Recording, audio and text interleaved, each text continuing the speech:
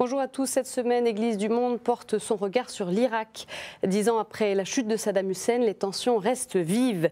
La présence chrétienne, dont les origines remontent au 1er siècle après Jésus-Christ, est menacée. Plus d'1 million avant 2003, les chrétiens seraient autour de 400 000 aujourd'hui et ne cessent de partir. C'est dans ce contexte que le nouveau patriarche chaldéen, Monseigneur Louis-Raphaël Ier Sako, a été élu le 1er février dernier. Sa messe d'intronisation devait être célébrée ce soir, 6 mars, à Bagdad. Alors en quoi cette figure de l'Église est-elle porteuse d'espoir pour l'avenir des chrétiens d'Irak? Quel est leur quotidien? Faut-il résister? Comment envisager un avenir en Irak? Eh bien, pour répondre à ces questions, j'ai le plaisir d'accueillir le Père Amir Jaj. Père, bonjour. Bonjour. Vous êtes irakien, vous êtes supérieur des Dominicains à Bagdad. Je précise que vous êtes syriaque. Oui. Mais dans une congrégation latine. Exactement. Alors, merci de nous avoir rejoints à l'occasion de votre passage en France. Père, ma première question, elle est volontairement un peu provocatrice, mais je vous la pose pour pouvoir entrer dans le vif du sujet. Saddam Hussein, c'est le paradis perdu pour les chrétiens? Pas exactement. Aujourd'hui, malheureusement, on regrette l'époque de Saddam, mais en fait, moi je dis qu'à l'époque Saddam, c'était pas le paradis parce que c'était un dictateur. Mais pour les chrétiens, toujours on parle, on dit que Saddam Hussein, il protégeait les chrétiens, et c'est pas vraiment vrai ça, parce qu'en fait Saddam, les chrétiens pour Saddam ne représentaient pas un danger. Donc du coup, il n'y avait pas quelque chose contre les chrétiens. Tandis que les chiites, qui représentaient un danger pour lui, ils étaient attaqués, et les Kurdes aussi. Mais ce que nous regrettons vraiment, c'est le calme et c'est la paix. À l'époque de Saddam, on pouvait sortir à n'importe quel moment de chez soi, et à l'époque, on pourrait aussi célébrer notre vie et notre foi normalement. C'est plus le cas aujourd'hui? Malheureusement, aujourd'hui, c'est beaucoup plus difficile. Il y a des moments, bien sûr, très très durs qu'on a passé. Le christianisme, ou les Irakiens en général, et les chrétiens, ou les petites minorités, plus particulièrement. Et c'est surtout les années, ce qu'on appelle les années noires, entre les 2006 et 2008 déjà, et ensuite 2010 aussi, là où il y avait l'attentat de l'église Notre-Dame Perpétuelle Secours. L'église catholique syriaque. Yeah, ouais. Alors, Monseigneur Louis-Raphaël Ier Sako a été élu patriarche de Babylone des Chaldéens le 1er février dernier lors d'un synode à Rome. Il a succédé à Monseigneur Emmanuel III d'Élie, qui avait démissionné en décembre à 85 ans. Retour sur l'homme et sur les défis de cette église avec Sybille Delettre. Voici donc le nouveau visage de l'église chaldéenne, Monseigneur Louis Sako, 64 ans. Il était jusqu'à présent archevêque de Kirkouk, dans le nord de l'Irak. Une grande nouvelle pour toute la communauté chaldéenne après la démission du cardinal d'Élie en décembre dernier pour raison d'âge. Connaissant la personne, avec ses capacités, son caractère décidé, son amour pour l'Église, son attachement, sa sincérité, il me semble que c'est providentiel que le bon Dieu nous a envoyé un patriarche de ce calibre. Un nouveau souffle pour l'église chaldéenne. La guerre et les attentats qui secouent l'Irak depuis 10 ans ont poussé une majeure partie des Chaldéens à quitter le pays. Aujourd'hui, seuls 200 000 fidèles vivent encore sur place, alors qu'ils étaient plus de 500 000 il y a 10 ans. C'est un homme qui a vraiment l'intelligence de réfléchir à la présence chrétienne dans la société irakienne aujourd'hui. Son premier défi sera de donner aux chrétiens d'Irak, je dirais au-delà même de l'église chaldéenne, parce qu'il y a aussi des chrétiens syriaques, il y a des chrétiens latins, il y a des chrétiens arméniens, etc., de donner aux chrétiens d'Irak la confiance dans leur avenir et des raisons de rester sur place. Après avoir reçu la communion ecclésiastique du pape Benoît XVI le 1er février dernier, Monseigneur Sacco est depuis reparti en Irak. Alors Père, vous connaissez bien le nouveau patriarche qui a été d'ailleurs formé par les dominicains. Vous serez à l'intronisation de Monseigneur Sacco. Cette émission est enregistrée à la veille de cette célébration. Tout d'abord, comment est-ce que vous avez accueilli son élection ? On est très très content, spécialement parce que Monseigneur Sacco, c'est l'élève des Dominicains, et donc c'est une grande joie, pas seulement parce qu'il est notre ami et on est très très proches depuis qu'il était prêtre, ensuite évêque et maintenant patriarche, mais pour moi, cet homme-là, c'est l'homme de la situation, c'est l'homme de dialogue. Aujourd'hui, les chrétiens, nous vivons dans un moment crucial dans notre histoire. Aujourd'hui, on a besoin d'un homme, un responsable religieux qui puisse être vraiment le responsable pour tout le monde et non pas seulement pour une église, l'église chaldéenne ou l'église syriaque, etc. Vraiment, on a besoin d'un homme qui sait lier toutes les églises et qui sait aussi dialoguer avec les autres religieux. Par exemple, l'islam lui-même, il est très appliqué pour ce dialogue. Et donc, c'est une providence pour nous, c'est une bénédiction de Dieu que le synode chaldéen a choisi cet homme-là. Et pour nous, on a beaucoup d'espoir, que cet homme-là, Monseigneur Sacco, qui soit vraiment le patriarche de tout l'Irak, le père de tout l'Irak, pas seulement les chrétiens, mais même des musulmans. Lui-même, il a d'ailleurs dit que je suis le patriarche même des musulmans. Donc c'est le père des musulmans. Donc ça c'est quelque chose de très bon signe en fait qui nous donne Monseigneur Sacco, et que on attend beaucoup de l'Église irakienne attend beaucoup de ce patriarche. Alors, joint par téléphone, justement, quelques jours avant son intronisation, nous avons demandé à Monseigneur Sacco quel regard il portait sur la situation des chrétiens. Écoutez sa réponse. Il y a une grande tension politique entre les partis dans le gouvernement, mais aussi entre le gouvernement central et le gouvernement régional du Kurdistan. Et nous, chrétiens, nous sommes un peu au milieu. C'est vrai, il n'y a pas quelque chose organisé systématiquement contre les chrétiens, mais il y a toujours ici et là une personne kidnappée, enlevée, ou bien quelqu'un qui meurt aussi dans une explosion dans la rue. Le défi, c'est l'immigration. Les gens continuent à partir. Cet exode va vider l'Irak et peut-être le Moyen-Orient des chrétiens. Et je ferai tout pour arrêter et pour un peu créer des conditions plus convenables afin que les chrétiens vivent et aussi continuent à contribuer dans la vie de l'Irak, du pays, soit politique, culturelle, sociale. Selon vous, Père, les chrétiens, est-ce qu'ils peuvent s'arrêter de partir? À quelles conditions? Bien sûr, c'est difficile, c'est très difficile d'arrêter cette hémorragie de départ des chrétiens. Mais je pense qu'on peut au moins diminuer. Et diminuer par d'abord garantir un petit peu la sécurité, ce qui est pas garant jusqu'à aujourd'hui, malheureusement. Et deuxième chose, c'est que l'Église joue un rôle pour aider ces familles qui sont actuellement entassées en Syrie, en Turquie, au Liban, en Jordanie, etc., qu'ils puissent au moins, et c'est ça ce que Monseigneur Patriarche Sacco a dit, et on est très content qu'il a dit que je vais faire tout mon possible pour faire revenir ces gens-là. Bien sûr, il ne pourra pas faire revenir les Irakiens qui sont dans le monde entier, en France, en Amérique, en Australie, etc.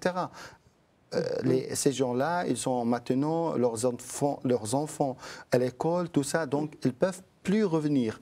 Mais ceux qui sont actuellement dans les pays voisins, ces gens-là, qui attendent des visas à l'extérieur pour partir.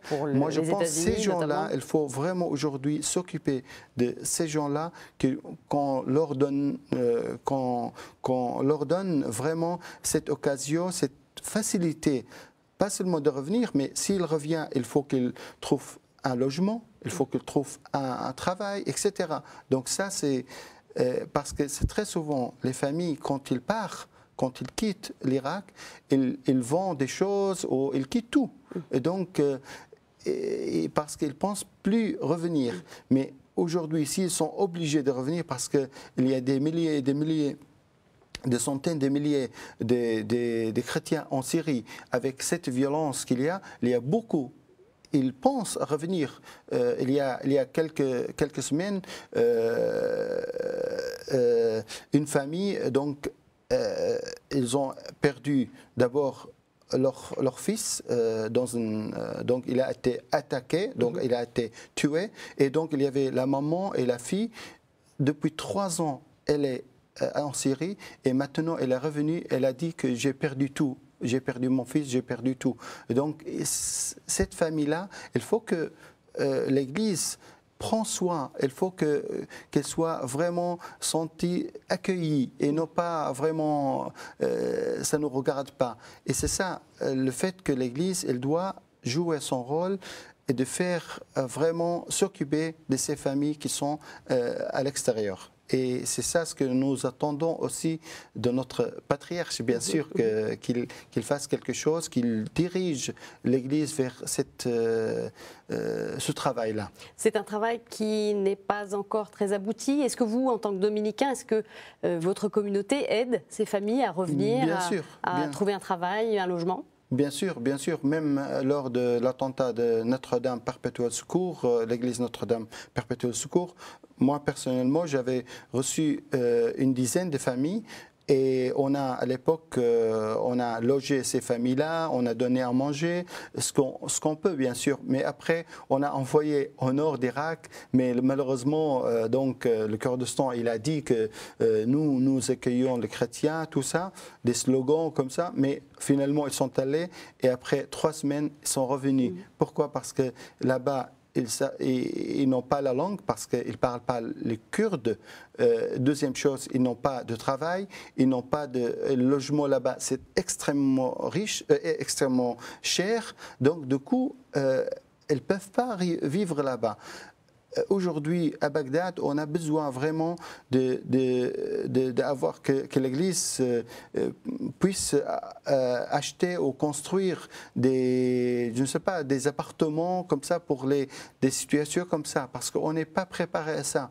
On a des familles, par exemple, sont déplacées ou menacées dans leur quartier, donc ils sont obligés de quitter. Il arrive vers nous, vers les églises. Qu'est-ce qu'on peut faire ? Vous êtes démunis ? Exactement.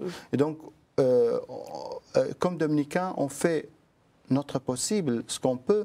On a aussi des caisses spéciales pour les pauvres aussi, c'est-à-dire pour aider, donner un coup de main pour que cette famille-là puisse relancer sa vie, tout ça. Donc, on peut ce qu'on peut, mais on fait ce qu'on peut, mais on ne peut pas faire tout. C'est sûr, c'est pas facile. C'est pas facile. Alors, ces chrétiens, finalement, pourquoi parce que Monseigneur Sacco parlait de cet exode et qui serait dramatique pour l'avenir de l'Irak. Pourquoi faudrait-il rester à tout prix, même au prix du sang ? Moi, je pense que être chrétien dans un pays majoritairement musulman, c'est une vocation. C'est une vocation très, très importante. Et cette vocation, ce n'est pas seulement les clergés ou les prêtres qui sentent cette vocation, qui vivent cette vocation. C'est aussi les gens. Moi, personnellement, je peux témoigner qu'il y a beaucoup de chrétiens qui sont restés malgré les menaces. Ils disent, nous, on ne quitte pas cette terre parce que c'est notre terre. On n'est pas des étrangers chez nous ici. On est les chrétiens, ils sont dans cette terre-là avant même l'islam, depuis Abraham. Les chrétiens d'Irak, ils gardent jusqu'à aujourd'hui, ils parlent la langue de Christ, la langue araméenne. Et cette région-là était que des chrétiens. Et donc, il faut que notre vocation, c'est d'être vraiment, de témoigner notre vie, notre foi dans cette terre-là. Et très souvent, personnellement, moi j'entends très souvent des musulmans, de bons musulmans, des musulmans qui regrettent le départ des chrétiens. Ils nous disent, mais vous êtes les fleurs de notre jardin. Est-ce que c'est possible un jardin sans fleurs? Et ça, c'est un témoignage très fort. Il dit que l'Irak sans chrétiens, c'est plus l'Irak. Parce que l'Irak, c'est un pays, un vrai mosaïque des religions. On trouve, il y a des musulmans, il y a des chrétiens, il y a Yazidis, il y a Sabaya, il y a beaucoup de religions et qui sont vécues depuis des générations et générations ensemble et en harmonie. On n'a jamais eu vraiment des difficultés ou des problèmes avant. C'est maintenant et même ce que nous vivons aujourd'hui depuis une quinzaine d'années, c'est beaucoup l'influence d'autres pays. Parce qu'en général, moi, je ne veux pas parler de politique, ce n'est pas notre but. Ce n'est pas le propos ici, oui. Exactement. Mais moi, je peux dire qu'aujourd'hui, dans cette région-là, il y a une guerre régionale entre le monde sunnite et le monde chiite. Et les petites minorités, que ce soit les chrétiens, les Sabéens, les Yazidis, ces petites minorités, ils sont malheureusement dans ce conflit entre les musulmans chiites, les musulmans sunnites. On est comme une pièce d'échange, comme une monnaie d'échange, parce que ils règlent leurs problèmes et ils règlent leurs comptes, les grands, par nous les chrétiens, sur le dos des chrétiens. Père, pour en revenir à la situation, la vie de tous les jours de ces chrétiens, vous les côtoyez, comment ça se passe? Est-ce qu'on vit normalement aujourd'hui à Bagdad? Oui, aujourd'hui, on vit... Le patriarche évoquait quand même des kidnappings de temps à autre, des violences. Donc il y a quand même cette insécurité qui est permanente, qui plane? C'est-à-dire, on ne peut pas dire, c'est-à-dire, il n'y a pas, comme le patriarche a bien dit, qu'il n'y a pas aujourd'hui, il n'y a pas un planning, il n'y a pas quelque chose organisé. Les chrétiens ne sont pas visés en particulier. En particulier, exactement. Mais ça n'empêche pas que les chrétiens, comme tous les Irakiens, ils sont à tout moment exposés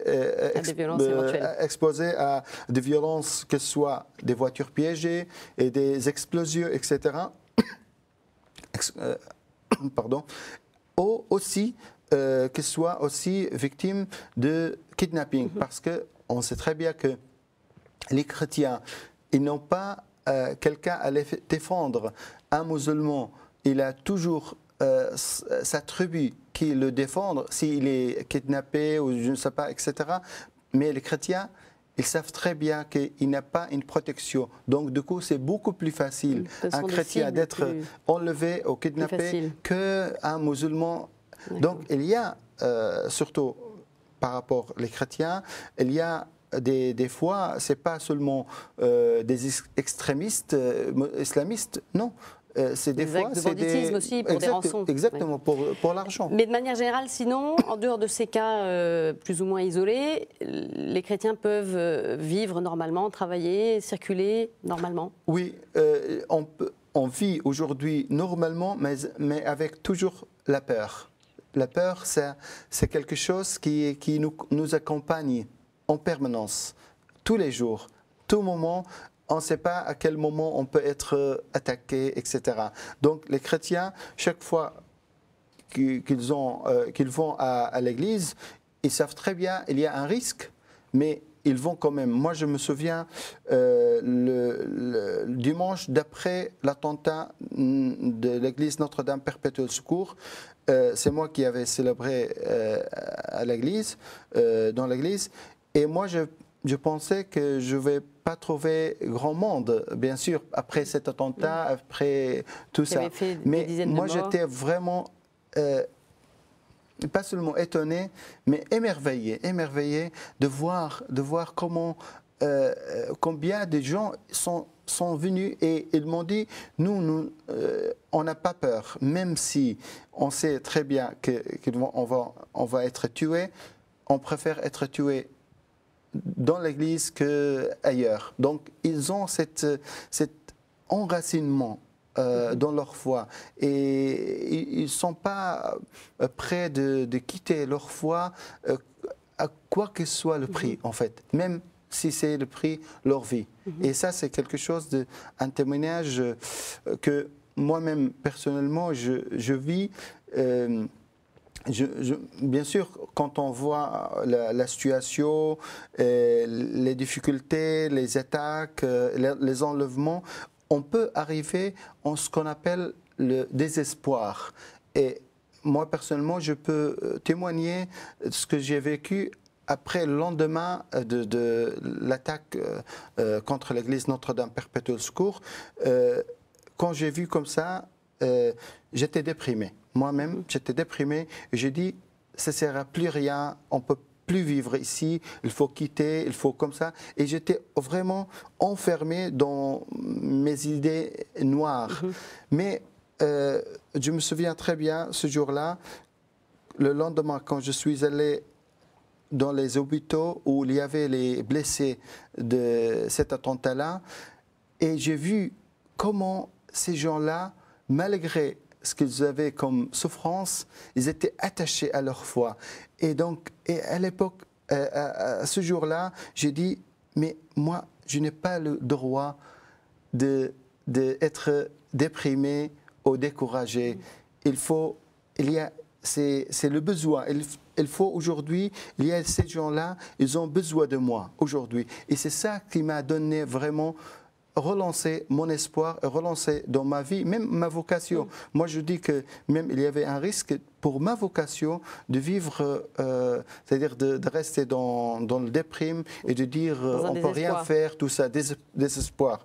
Mais moi, je dis toujours que c'est une grâce, le besoin de l'autre et le témoignage de l'autre, celui qui souffre, celui qui m'a sauvé, vraiment, qui m'a sorti de cet désespoir. Et finalement, en fait, ce que vous dites, c'est que malgré toute cette guerre, cette violence, la foi n'a pas été abîmée. En fait, la foi, la vitalité du christianisme, elle se poursuit en Irak. Vous avez le sentiment? Moi, je pense que, au contraire, la foi était beaucoup plus solide dans l'épreuve. Parce que, et c'est vrai, on a expérimenté, on a vécu vraiment ce que l'un des pères de l'Église, il dit que c'est-à-dire le grain de blé il tombe, l'Évangile d'ailleurs, il dit, donc le grain de blé qui meurt, qui donne vie. Et le père de l'Église, il dit que le sang de martyr, ça, c'est l'espoir. C'est la vie, en fait. C'est le sang de martyr qui donne vie, qui donne l'espoir. Et c'est ça exactement ce que nous vivons aujourd'hui dans l'église d'Irak. Aujourd'hui, l'église d'Irak, c'est une église martyre, église des martyrs, et c'est ça ce qui donne sa force. C'est ça ce qui fait sa force vraiment. Vous avez créé, Père, une université à Bagdad qui rassemble des chrétiens et des musulmans. C'est ça pour vous l'enjeu pour l'avenir de l'Irak, c'est ce dialogue entre chrétiens et musulmans? Oui, je pense que l'Académie de Bagdad pour les sciences humaines que les pères dominicains ont créée, et surtout le père Youssef Thomas qui avait son idée de la créer aussi.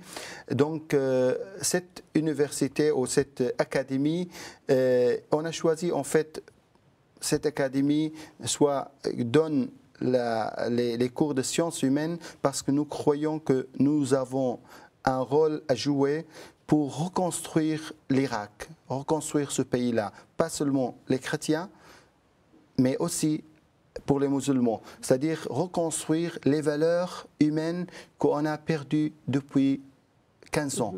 Et c'est ça c'est quelque chose, une expérience. Aujourd'hui, on a 140, 150 élèves sur place et une quarantaine à distance, enseignement à distance. Ces élèves, c'est quelque chose de formidable. On a à peu près 20% musulmans et le reste chrétien, mais même les musulmans qui viennent étudier dans notre académie, c'est des gens vraiment qui témoignent, qui veulent vraiment reconstruire leur pays.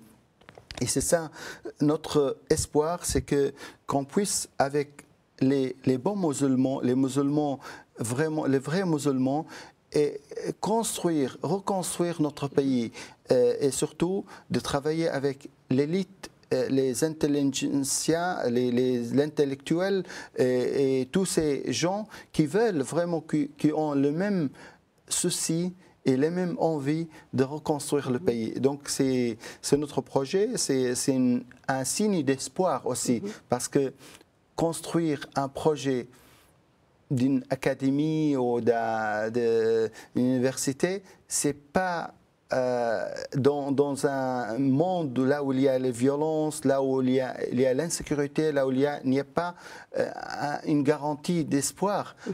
Ça, c'est quelque chose, c'est une geste courageuse et plein d'espoir pour les Irakiens. Merci beaucoup, Père Jaj, pour votre témoignage sur les chrétiens d'Irak, un témoignage que vous pouvez retrouver sur le site de KTO qui s'affiche sur vos écrans. Très bonne semaine à tous. Au revoir.